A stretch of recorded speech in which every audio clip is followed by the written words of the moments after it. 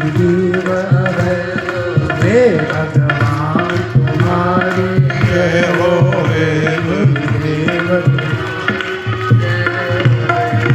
भगवान की जय कब होगी? जब शैतान का क्षय होगा। नहीं, दो तरह की शक्तियां ना, एक तो भगवान है दिव्य शक्ति, और दूसरी तरफ क्या है? आसुरी शक्ति, जिसको शैतान कहते हैं। तो भगवान की जय तब होगी जब संतान का नाश होगा। तो हमारे भीतर जो आसुरी वृत्तियां हैं, काम क्रोध लोभ ईर्ष्या द्वेष आदि, इसका नाश हो जाए, तब हमारे भीतर दया क्षमा करुणा प्रेम उदारता ये सब प्रकट होगा। तो मान लो कि फिर भगवान की जय हो गई। यही तो है भगवान तुम्हारी जय हो। इसलिए केवल गाने से नहीं होगा। गाने से होगा? गंभीर चिंतन करो, मनन करो, भीतर से अंतरात्मा से पुकार करो, तब होगा। बोले सच्चिदानंद भगवान की जय। पुरुरवा के 6 पुत्रों में आयु सबसे बड़े हुए। आयु के पुत्रों में नहुष सबसे बड़े थे 5 पुत्रों में, और नहुष के 6 पुत्र हुए, यति ययाति संजाति आयति व्यति और कृति।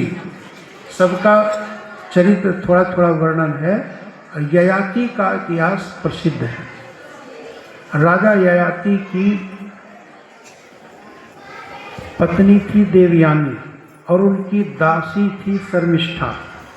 शुक्राचार्य की बेटी देवयानी थी, और शर्मिष्ठा दैत्यों का राजा विश्वकर्मा की कन्या थी। दासी रूप में जाना पड़ा था। तो देवयानी से 2 पुत्र हुए, यदु और तुर्वसु, और शर्मिष्ठा से 3 पुत्र हुए महाराज ययाति के, जिनके नाम हैं द्रुयु, अनु और पुरु।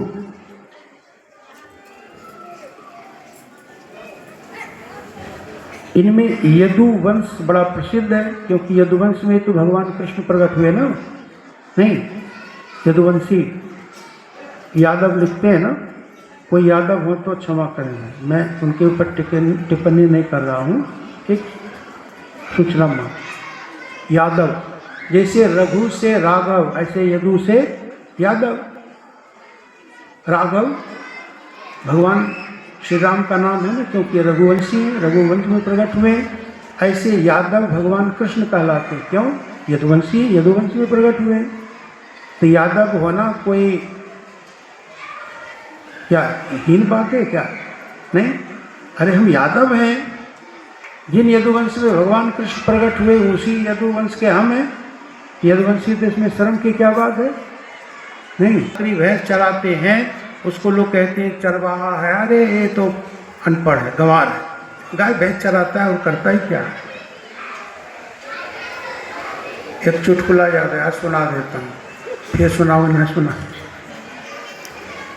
एक झांकी निकलने के बाद कोई भाई बहन खड़ा नहीं होंगे, नहीं हल्ला करेंगे, सिर्फ देखना है। हाँ, दर्शन करना है, खड़ा नहीं होना है। सबको दर्शन करने का सौभाग्य प्राप्त हो, इसलिए कोई खड़े मत होइए।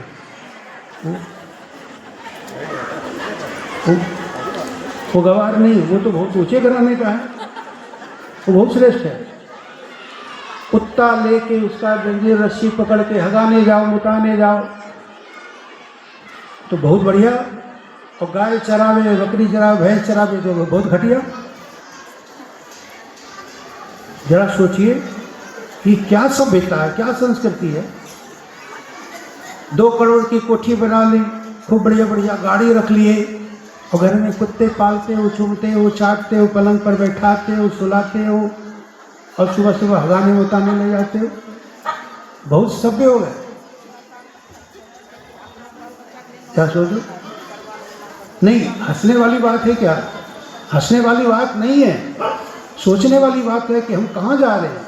हम भारतवर्ष के नागरिक हैं, भारतवर्ष में रहने वाले हैं, ऐसी पवित्र भूमि में जन्म लेने वाले, जहाँ देवता लोग तरसते हैं कि मनुष्य रूप में भारत भूमि में जन्म हो, वहाँ आज जन्म ले करके कुत्ते को हगाने जाते हो, मुताने जाते हो।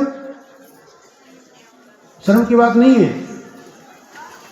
गाय पालने के लिए घर में जगह नहीं, कहाँ गए? फ्लैट में रहे छे बाबा, कहाँ गाय पालो? हाँ तो कुत्ता पालो, एक ने 10 रख लो, सुअर रख लो 2-4 को। कहाँ बुद्धि अटकी है क्या बता। आज हम लोग कभी कभी टहलने जाते हैं, आज हम दोनों लोग गए थे नमामि गंगे घाट, कभी कभी जाते हैं। रास्ते में कल इधर टहलने गए थे मुंगेर रोड में, देखा गाय पॉलिथीन चबा रही है। और आज तो देखा एक घोड़ी भी पॉलिथीन चबा रही थी ना घोड़ी। बताओ उससे लोग पैसा कमाता होगा घोड़ा से, वो पॉलिथीन चबा रही, गाय पॉलिथीन चबा रही। और हिंदू कहलाते हो, गौ माता की रक्षा हो कहते हो, शर्म नहीं आती हिंदू कहलाने में? जिसको माता मानते हो उसको पॉलिथीन चबाने के लिए छोड़ दिया। एक वीडियो मैंने देखा, एक गाय तड़प रही थी, मरने वाली, तो एक पशु चिकित्सक का ध्यान गया, उसने उठा करके अपने यहाँ लाया अस्पताल में और उसका ऑपरेशन किया, पेट को चीरा, तो इतना पॉलीथीन पेट में निकला, गाय माता के पेट में चबाया, इतना वो तड़प रही थी, मर जाती है। ये भारतवर्ष में गाय की दशा है, यही दशा है ना। और कुत्ते कितने आराम से रहते हैं, छींक आ जाए कुत्ते को तो डॉक्टर के पास ले जाएंगे, 10,000 खर्चा करें। कुत्ता को छींक आ जाए तो, गाय पॉलीथीन चबाए मर जाए हमें कोई चिंता नहीं है, कहलाते हो हिंदू। इसीलिए तो वो छोटा ओवैसी, मैं नाम भूल गया क्या, बड़ा का नाम तो असदुद्दीन ओवैसी, उसका छोटा भाई जो है जहरे उगलता है, खुल्लम खुल्ला बोलता है महाराज, कहता देखो अरे हिंदू लोग, ये लोग कहता गाय हमारी माता है, और कटने के लिए कसाई के हाथ बेच देता है, हम ही लोग खरीदते, हम ही के हाथ बेचता है। माँ को तुमने बेच दिया, हिंदू ही तो बेचने जाता है, कौन जाता है बेचने? बताइए, हिंदू कहलाने में शर्म नहीं आती? कितना मजाक उड़ाते हैं ये लोग। और उसके जो श्रोता लोग होते हैं ना सभा में, खूब ताली बजाते हैं, खूब चिल्लाते हैं, सही बात सही बात। कभी कभी तो हम हिंदुओं को जागना चाहिए, सोचना चाहिए कहाँ जा रहे हैं, कितना पतन हो रहा है हमारा। 500 रुपया महीना कोई गौशाला वाला दान मांगने आएगा, कहेगा नहीं कमाई नहीं हो छे। और 500 रुपये का बोतल खरीद के लाओगे चुपके से और पियोगे घर में, तब पैसा है। शराब पीने के लिए पैसा है, और गौशाला में दान देने के लिए कमाइए नहीं। बाहर है हिंदू, मर जाओ चुल्लू भर पानी में डूब के। मैं तो नहीं कर सकता, वो बोलते हैं भजन में वृद्धाचार्य मार, उनके ऊपर भी मुकदमा कर दिया लोगों ने। भजन कर मस्त जवानी में, भजन कर भजन कर मस्त जवानी में, बुढ़ापा किसने देखा है। भजन कर मस्त जवानी में, बुढ़ापा किसने देखा है। हाथ से लूले हो जाओगे, हम हो जाओगे, दान तुम कर ऐसे हो जाओगे, ऐसे हो जाओगे, ऐसे हो जाओगे। और इसलिए कहेंगे क्या, डूब मरो डूब मरो डूब मरो चुल्लू भर पानी में, बुढ़ापा किसने देखा है। भजन कर मस्त जवानी में, बुढ़ापा किसने देखा है। देखो यहाँ भी सब ताली बजा रहे हैं, कितना कठोर वचन बोल रहे हैं, डूब जा चुल्लू भर पानी में और ताली बजा रहे। ताली बजे बड़ा आनंद आ रहा है, हम गाली दे रहे हैं और आपको आनंद आ रहा है। हम क्या बोल रहे हैं समझे नहीं आ रहा है।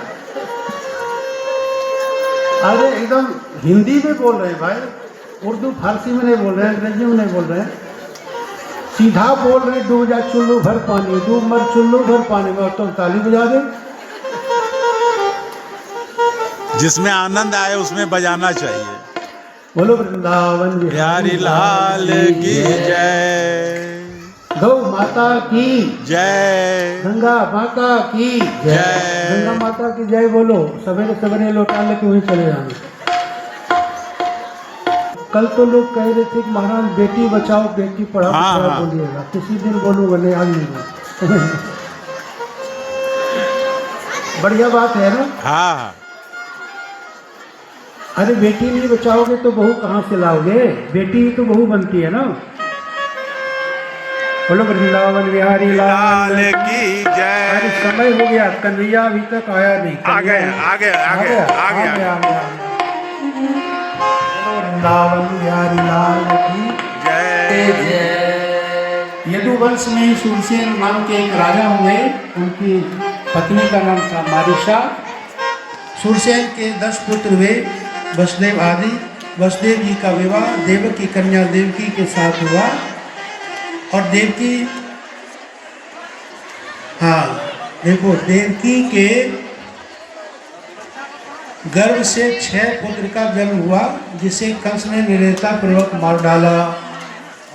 फिर शेष जी महाराजा बलराम जी और भगवान की योग माया ने भगवान के कहने से शेष जी को देवकी के गर्भ से संकर्षित करके रोहिणी के गर्भ में स्थापित कर दिया। उधर रोहिणी के गर्भ से भगवान बलराम जी का प्राकट्य हो चुका। इधर कंस ने सुना कि देवकी का 7वां गर्भ समाप्त हो गया, 8वें गर्भ की प्रतीक्षा करने लगा, और देवकी के 8वें गर्भ में स्वयं भगवान नारायण अवतीर्ण हो चुके हैं, प्रकट होने वाले हैं। कौन सा महीना था, कौन सा जय। था, सब लोग जानते हैं। भादो का महीना, रोहिणी नक्षत्र, अष्टम तिथि, बुधवार का दिन, और मध्य रात्रि की बेला थी, आधी रात को, मध्य रात को। तो इस प्रकार से मथुरा में कंस के कारागार में भगवान प्रकट हुए। देवकी वसुदेव दोनों ने भगवान की स्तुति की, और देवकी की प्रार्थना से भगवान ने कहा कि ठीक है, मैं शिशु रूप हो जाता हूँ, और कहाँ चतुर रूप थे, फिर शिशु रूप हो गए। और वसुदेव जी उसको हटाइए, उसको हटाइए, भगवान टेबल को हटाइए। बालकृष्ण को हाँ, गोद में ले और उसको करके पीछे। कारागार से बाहर निकले। भगवान की माया से सारे बंधन टूट गए, और फिर नंद बाबा के महल में गए।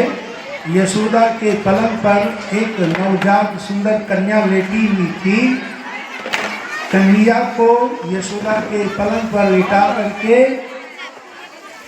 वसुदेव जी उस कन्या को लेकर के ही कारागार में वापस आ गए।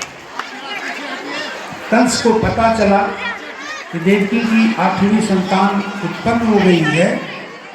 कारागार का फाटक खुलवाया, अंदर गया, और देवकी की गोद से उस कन्या को छीन करके पटक के मारना चाहा।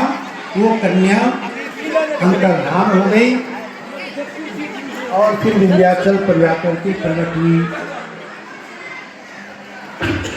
इधर नंद बाबा को वो जन्म वाला भजन था जी, देखिए गाइएगा तो। नंद बाबा बधाई हो, नंद बाबा बधाई हो, बधाई हो। बोले ये भजन है जी, बधाई हो। लाल नहीं, ठीक है। आप बुढ़ापे में ठीक है, ठीक। पिता बन चुके हैं। तो जैसे ही पुत्र जन्म का समाचार नंद बाबा को प्राप्त हुआ, नंद बाबा बहुत देखिए, हर्षित पकड़ हुए। लीजिए, पकड़ लीजिए। बड़ी तेजी से यमुना स्नान करके वापस लौटे। सुंदर सुंदर वस्त्र पहने, पगड़ी बांधी, और फिर ब्राह्मणों को बुलवाया। सेवकों के द्वारा स्वस्ति वाचन हुआ, संस्कार हुआ, और फिर नंद बाबा के यहाँ उनके हाथ में दीजिए। उत्सव मनाया जा सुनिए ना, रहा। बाबा की में करवाइए ना। सुसज्जित होकर के वस्त्राभूषणों से आती हैं। बाबा के पास ले जाइए, बाबा के पास ले जाइए। और नंद बाबा के यहाँ बहुत बड़ा उत्सव मनाया जाता है, इसको नंदोत्सव कहते हैं। अरे बाबा के पास ले जाइए। हाँ, ठीक है। कैलाश जी भजन सुनाएंगे। मैं अपनी वाली कोई पूरा विराम दे रहा हूँ। नंद को आनंद भयो, जय कन्हैया लाल की।